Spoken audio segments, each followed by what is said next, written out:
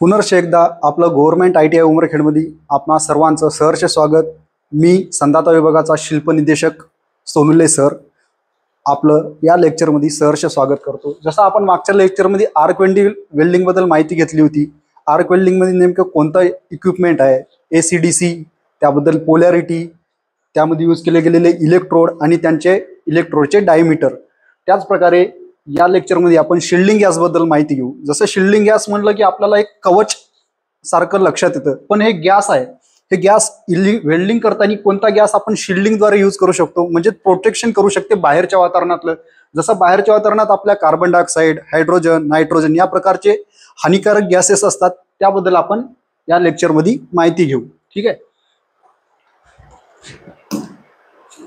तर types of shielding gas मध्ये पहिला गॅस आहे इनर्ट गॅस, त्यानंतर रिएक्टिव्ह गॅस आणि तिसरा असतो mixture gas.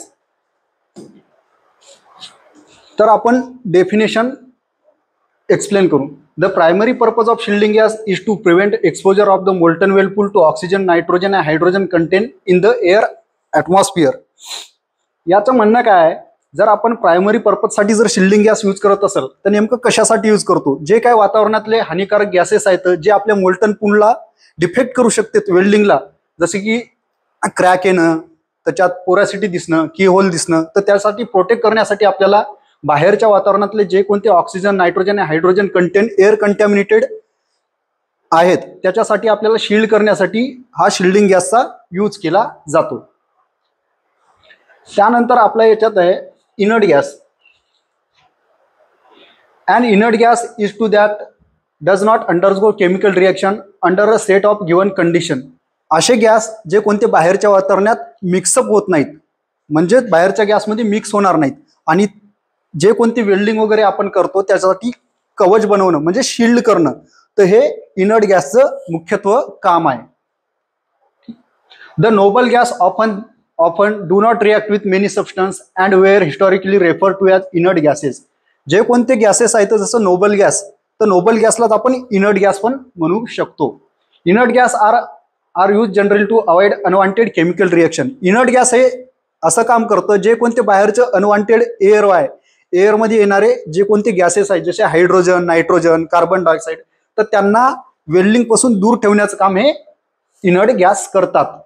This undesirable chemical reaction are often oxidation and hydrolysis reaction with the oxygen and moisture in the air।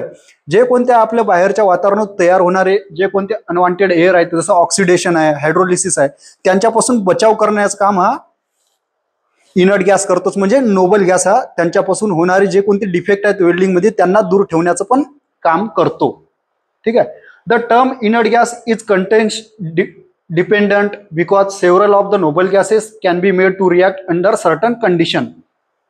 Purified argon and nitrogen gases are most commonly used as inert gases। जे कोणते आपल्याला available होते जसे argon आणि nitrogen आपल्याला हा available आहे, त्यामुळे सर्वात जास्त जर कोणता जर इनर्ट गॅस म्हणून यूज केला जाईल तर आर्गॉन आणि नायट्रोजन आहेत। हे मोस्ट अबंडंट इन नॅचरल आहेत, म्हणजे नॅचरल रिसोर्सेस मध्ये सर्वात जास्त सापडणारे हे गॅसेस आहेत आर्गॉन आणि नायट्रोजन।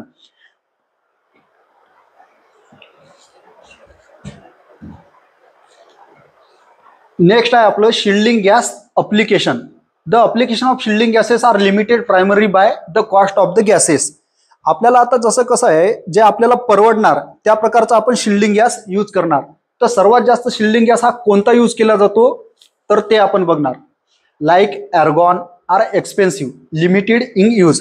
आर्गॉन जर महाग असेल तर आपण त्याला कदाचित आपल्याला जे परवडेल त्या हिशोबानुसार आपण कोणताही गॅस यूज करू शकतो। तर आर्गॉन हा गॅस हा आपल्या क्षमतेबाहेर आहे, म्हणजे आपल्या खिशाच्या बाहेर असल्या कारणाने आपण आर्गॉन गॅस कॉमनली यूज नाही करत। The equipment use for the delivery of the gas is also added cost, and as a result process like shielding metal, arc welding, which are require less expensive equipment, might be preferred in a certain situation। Finally, because atmospheric movements can cause the dispersion of the shielding gas around the welding process that require shielding gases are often only done indoors where the environment is stable, and atmospheric gases can be effective by preventive from entering the weld area।